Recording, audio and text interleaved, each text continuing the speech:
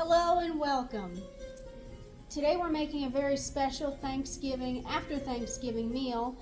It's going to be a Thanksgiving casserole. I've made one of these previously with Chef Teddy. Actually two previously. And today we're just going to wing it. I hope you enjoy. Welcome back. All you need for this recipe is mac and cheese, which this is what we make instead of stuffing. The actual recipe calls for stuffing. We didn't make stuffing. I don't make stuffing. We tried one time. It was so we made slow cooker mac and cheese casserole. So I'll be using that as a substitute for both breading and shredded cheese because all the shredded cheese mainly went to this. And then mashed potatoes and turkey, and for the pot, butter. You need some butter, and then gravy. And you can add in any other mixtures, like if you made ham or whatever else you might have made for Thanksgiving that you think would go well, all just like layered together on top of inside the casserole dish. Just try not to overfill the casserole dish because it can get a little full, especially when it starts cooking. So we're gonna get to it. It's important to either line your baking dish with the spray version of olive oil or whatever kind of oil that you can use, or you can get creative like me and get some butter in there. I'm using butter as my non-stick solution, and I'm using a tablespoon to just kind of spread it around the bottom because this butter, which is about 4 smacks worth. If you want to know what a smack is, go to one of my previous videos. Specifically the Thanksgiving video I made a few days back. So we're just going to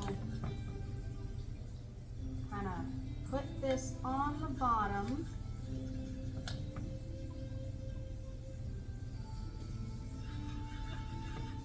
Spread it around with a spoon. Make sure it gets all the bottom edges.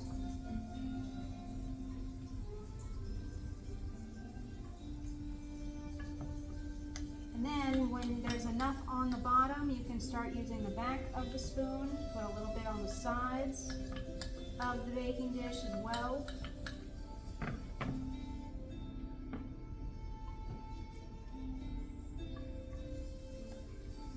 It'll just go more into the center of the dish. Or you can just kind of, if you don't want to do that, what you can do is just kind of make a puddle, kind of like this. If you guys can see this, a puddle, like right here. And just slowly whoosh it around on the sides. Just turn it towards the sides. That was the oven going off, telling me that it was preheated. I recommend preheating the oven to either 350 or 375, depending on how long you want this to cook. This is not a dish that you should be leaving by itself for hours on end, because on 375, I believe it takes up to an hour and a half, which is still a long time because all these ingredients are already pre-cooked. Only thing that's not pre-cooked is the little extra vegetable that I'm going to be adding in just because I can. So once you get all that butter, I have remaining butter to add to the layers. We're gonna layer it. I got my mama's mac and cheese back here. The slow cooker mac and cheese. We're gonna use this as our base. Is that enough or do we need more? Make sure that it's all spread out because again, these are layers. Okay, that looks like it's pretty good. Next, we're going to grab the turkey. Shredded up turkey. I'm going to be using a couple layers of this turkey, so just make sure to maybe do that if you like turkey. If you like turkey less, then don't do that. Add less turkey. It's all really in your preference. It's what you decide. It's your dish. Let's not bake that. That's a dangerous piece of equipment. I'll be making more of that off camera, but I'm not making more of it now because we need to add the mashed potato layer. Well, actually, since there's, let me think about this. We're gonna add the gravy layer. Got our gravy here. It's nice and jiggly. I don't know how I got jiggly consistency, but it's beautiful. So we're gonna grab a different spoon and just put enough gravy on here. Again, this gravy is gonna melt, so be careful. Be very aware that the gravy will melt. When it melts, it'll stop being so jiggly and it'll become more liquid. So just layer it around this next layer here and just allow it to do its thing. If it sticks to the rest of the food, that is perfectly okay.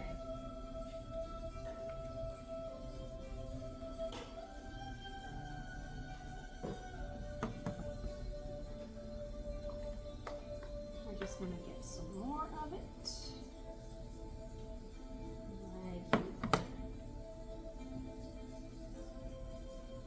Yes, I did wash my hands, otherwise I would not be touching this food.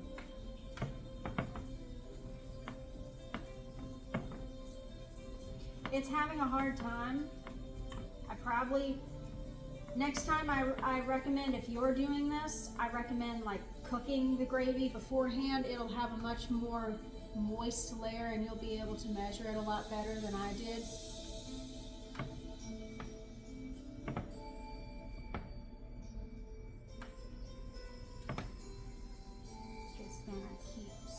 It around here. Come on, gravy. You can work with me. Work with me, gravy, please. You're gonna be famous one day.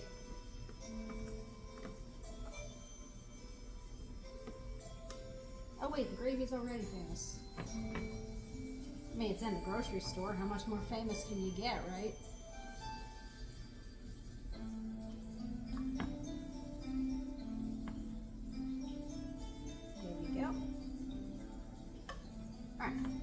So, my platter looks like this with the 3 ingredients thus far.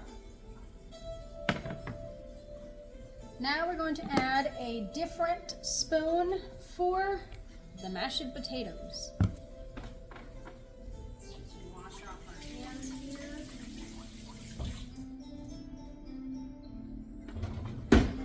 I'm going to grab,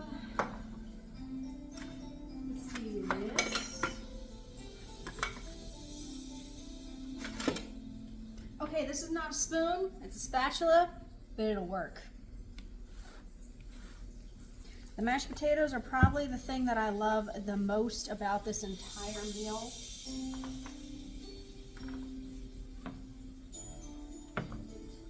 And again, I probably will not be adding another layer of mac and cheese. Instead, I'll just add another layer of gravy and turkey. But after this mashed potato layer, what I will do is add in the mushrooms. I like a generous amount of mashed potatoes. And the butter. That way it just stays moist. And if you have an issue with it being moist, I recommend adding like a little milk. I personally use goat's milk. You could add a little bit more butter. I don't necessarily recommend sour cream, but hey, if it works for you and it tastes good, go for it. So now we're going to take our butter, pre-melted butter. We're going to add another, just a small little bit of it all the way across here. Just enough that we have enough for the remaining top part. Okay, so that's for the butter. Oh, also, remember to add seasoning because the seasoning may not, the food that you cooked previously may not have enough seasoning. Mine doesn't, so I'm seasoning it again.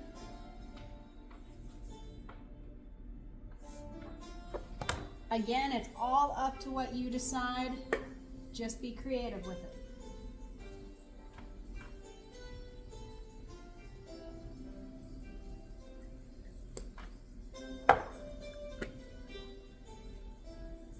Adding in some dill.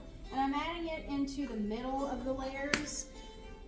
That way it just kind of is sandwiched in between it all, so it gets a good mixture of all of it. Whoops! Garlic lid. While I work on those extra layers, I wanted to take the time to mention that I recently just got this bamboo bottle. It's my tea bottle and I just got it.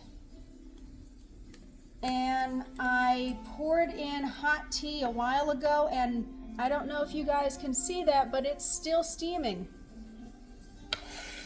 Not piping, but still steaming. The top. And it's even got a little strainer for the loose leaf tea. And we just put it on here, carefully set it down.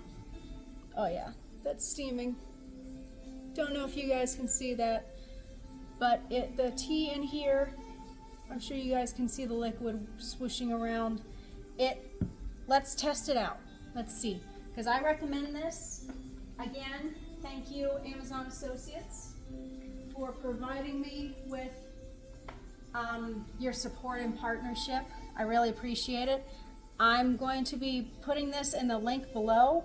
It's for a specific price. I believe it was $45 to $50. I got it for a huge amount off, so I ended up getting it for, I believe, somewhere between $13 to $16 because of the Black Friday sale. So if you really like this type of container, especially for tea, this is a big tea bottle, then I will put the link below in the description below, and you're welcome to click on the link and go purchase it for yourself.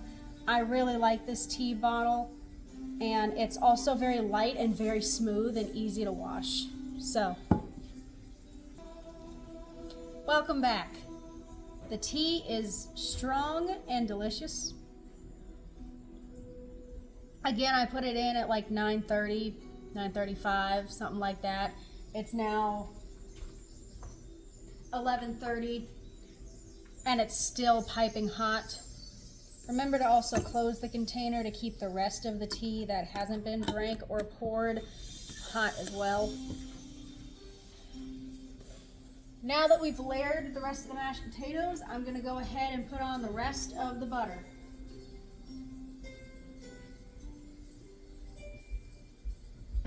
Here we go. And if you find that this becomes too dry during the cooking process, I again like to use goat's milk. I'm going to put in just a couple tablespoons. Let's see how many. Oh, it's never been opened.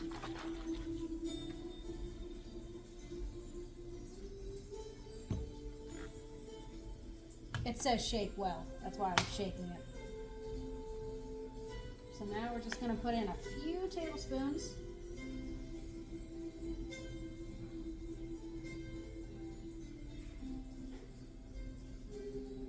Two. Let's make it an even 3. And stir it around the top layer. My top layer is mashed potatoes.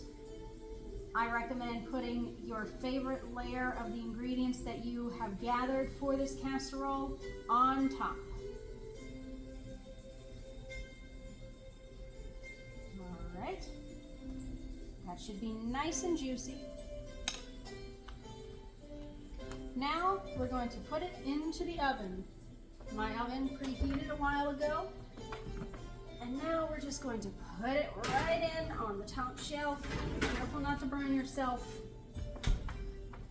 And we're going to set the timer for 1 hour.